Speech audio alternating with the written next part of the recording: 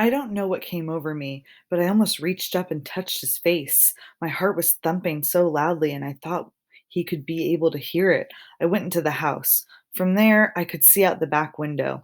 Mrs. Finney had gone around the back and was climbing a ladder placed against the garage. On the roof, she took off her jacket and spread it out. A few minutes later, Mr. Finney came around the back of the house and climbed up the ladder. He took off his jacket and spread it out next to her. He lay down on the roof and put his arm around her. He kissed her. On the roof, in the wide open air, they lay there kissing each other. It made me feel peculiar. They reminded me of my parents before the stillborn baby, before the operation. Ben came into the kitchen. As he reached into the cupboard for a glass, he stopped and looked at me. Again, I had that odd sensation that I wanted to touch his face, right there on his cheek, at the soft spot. I was afraid my hand might just lift up and drift over him if I was not careful. It was most peculiar. Guess where Mary Lou is? Phoebe said when she came in. She's with Alex on a date.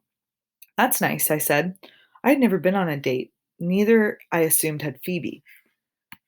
That night, my that night at my house, I pulled the sleeping bag out of the closet and spread it on the floor. Phoebe looked at it as if it were a spider. Don't worry, I said. I'll sleep in it. I crawled in and pretended to fall asleep immediately. I heard Phoebe get into bed. A little later, my father came into the room. Phoebe, he said, is something the matter? No, she said. I thought I heard someone crying. Are you okay? Yes, she said. Are you sure? Yes.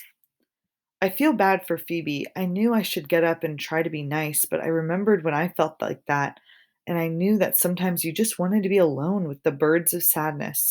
Sometimes you had to cry by yourself. That night, I dreamed that I was sitting on the grass, peering through a pair of binoculars.